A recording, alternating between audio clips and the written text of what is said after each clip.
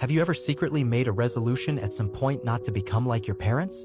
Ellen looked at her mother, who was over 40 but dressed like Dorothy, feeling very embarrassed for her. Sometimes she even wondered why her talented father, a university professor, chose her mother, a mundane housewife. Her mother spent her days working in the kitchen, worrying about little things, even refusing to throw away broken shards of a plate. She said she could use the shards to decorate the table. Compared to her ordinary and tacky mother, her father, a professor in the literature department, seemed much more dignified. He would discuss literature and art with Ellen, give her writing tips, and tell her she was very talented. But that wasn't enough, she had to reach to excel. Remembering her father's words, Ellen stayed in New York after graduating from Harvard and became an editor at a magazine. She considered herself extraordinary, longing to showcase her talents and become as outstanding as her father. This time, she came home rarely because it was her father's birthday. Seeing the affection between her parents, Ellen felt that her mother was not worthy of her father. But as a daughter, she felt comforted to see them together. However, the next day, a bad news shattered the warmth household. Her mother, who had been feeling unwell, went to the doctor and was diagnosed with a terminal illness. Her father asked Ellen, the eldest daughter, to resign from her job in New York and move back home to take care of her mother. Ellen couldn't believe it. Her job in New York had been her dream. Her father didn't even consult with her, he just gave her a command. She tried to persuade her father to take a break, reminding him of the long sabbatical he took a few years ago to write a novel. But her suggestion was flatly rejected. Her father insisted that he was the pillar of the family and the school couldn't do without him. Although Ellen suggested hiring a caregiver to look after her mother, her father criticized her for studying in vain and not even willing to care for her mother herself. Under her father's insistence, Ellen reluctantly returned to her company to request an extended leave of absence. This was undoubtedly a huge blow to her, as she was in a rising period in her career. Ellen begged desperately and managed to retain only one project. So, she gave up her job in New York and her long-lasting boyfriend to return home reluctantly. When her mother saw her, she was pleasantly surprised and asked if Ellen was just coming home for the weekend. Ellen said she would be staying for a while, and her mother immediately understood the reason behind her return. Feeling some self-reproach, her mother murmured that Ellen shouldn't have come back. It looks like her father had made the decision for her to look after her mother alone. To protect her father, she lied and said she had come back voluntarily. It seemed like a way to make it up to Ellen. One evening, her father pulled out a stack of thick manuscripts and asked her if she could write a foreword for his new book. Ellen was delighted, thinking her abilities had been recognized by her father. She embraced the manuscripts eagerly, but her father casually added a pile of clothes to the stack and asked her to wash them, dictating specific instructions. Ellen froze in place, realizing that the tasks that once belonged to her mother were now her responsibility. She had never imagined how challenging simple tasks would be in her hands. Grilled chicken turned into charcoal, chocolate cakes became a mess, and she couldn't even fold napkins correctly. Besides handling the household meals, Ellen also had to accompany her mother to a company friend's home after gatherings. She really didn't understand why her mother went to such great lengths every week to host parties at home and tirelessly drove friends home for hours. Discontentedly, she asked her mother why she wasted so much time doing these things. Her mother slowly revealed the truth, saying that the friend had been feeling down since her divorce and used to stay at home for a long time, refusing to go out. So one of them came up with an idea, which was to take turns hosting, taking the friend out to have fun, improving her mood, and making sure the friend didn't feel so lonely. Ellen kept silent, rare for her, and saw a glint of admiration in her mother. As the weeks passed by, Ellen found her mother was doing okay by herself and it increasingly difficult to tolerate the mundane life at home, so she contemplated proposing to return to New York to her father. However, when she arrived at the school, she found that the office was empty. She had to sit outside and wait. Coincidentally, she overheard the students chatting.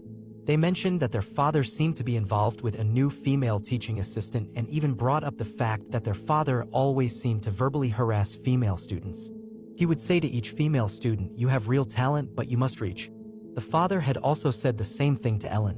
Ellen listened with a mixture of fear and apprehension as the perfect image of her father in her mind seemed to be starting to shatter.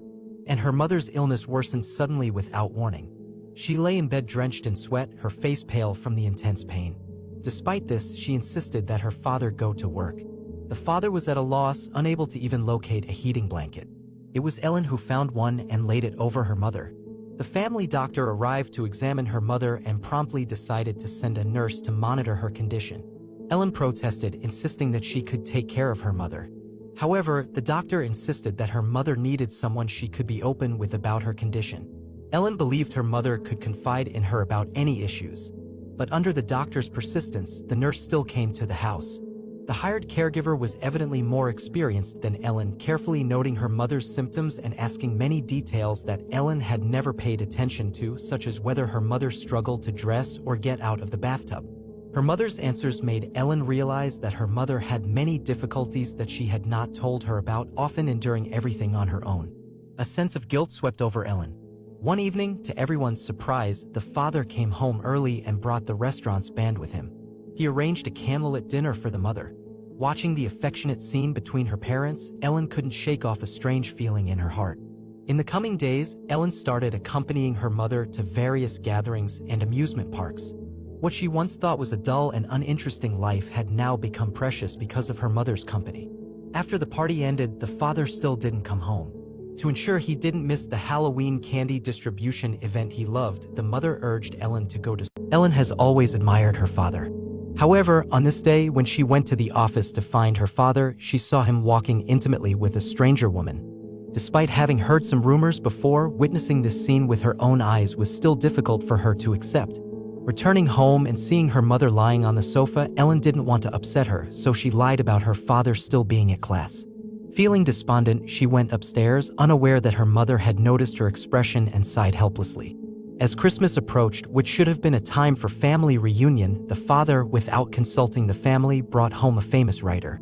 Ellen was left busy preparing meals. Before dinner, when the mother thanked Ellen for her efforts in entertaining guests and managing everything, the father remained silent about Ellen's contributions.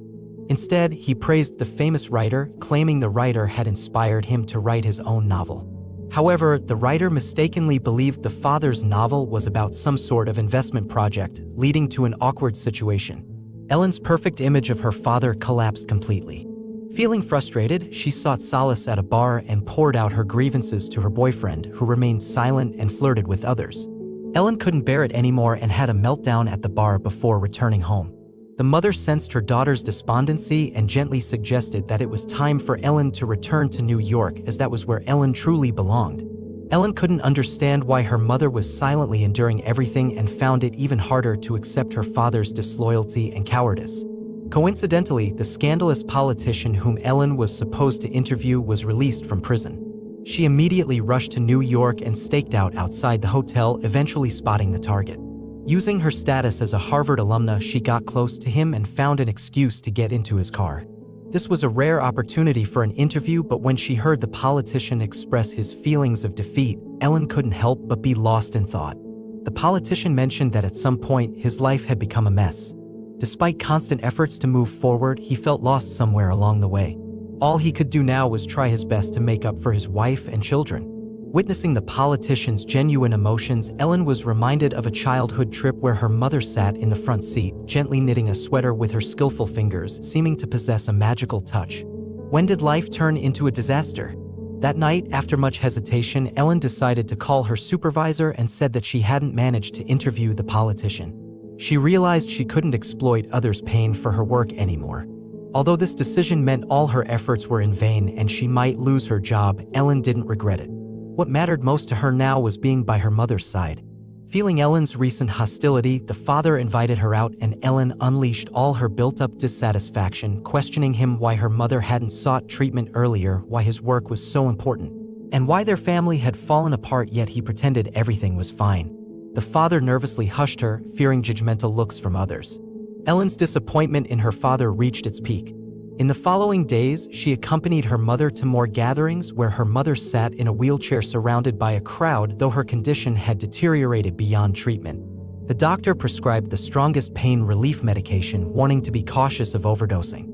The new year was filled with a sense of sadness, with only the father seemingly continuing with everyday life.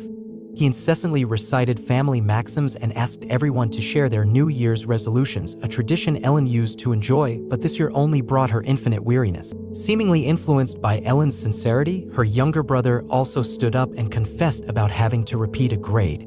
"I failed my English class last semester," he admitted. With a stern face, the father walked away to the side as the television broadcasted the joyous New Year celebrations. The mother noticed the tension between her daughter and husband and asked Ellen what had happened between them. Ellen evaded the question, unwilling to reveal the cruel truth to her mother. However, her mother, with red eyes, told her, "There's nothing about your father that I don't know."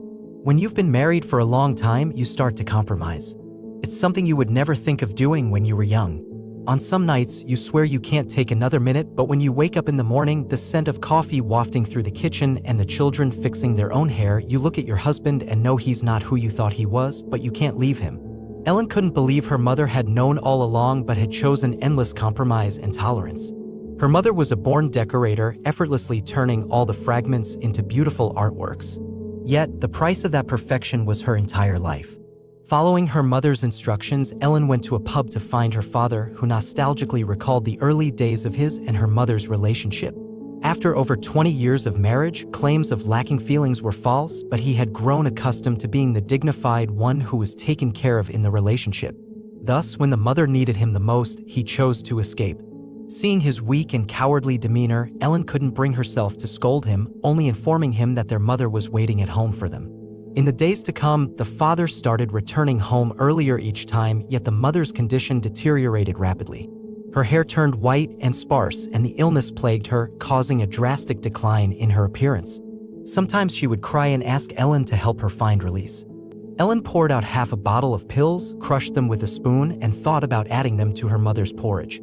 However, at the last moment, she couldn't bring herself to do it. Ellen's greatest regret was that she had never truly understood her mother until the last 2 months of her life.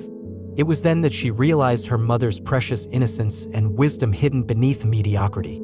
She also understood why her mother seemed dim, as she had devoted her entire life to her children and husband. Despite Ellen's deep reluctance, her mother passed away on a snowy night. Before her death, Ellen seemed to intuitively walk to her mother's side, where her mother's eyes were vacant, breathing laboriously and heavily. At her mother's funeral, her ex-boyfriend, who was seeking reconciliation, hugged Ellen. But having experienced ups and downs, Ellen now knew exactly what her heart desired and needed.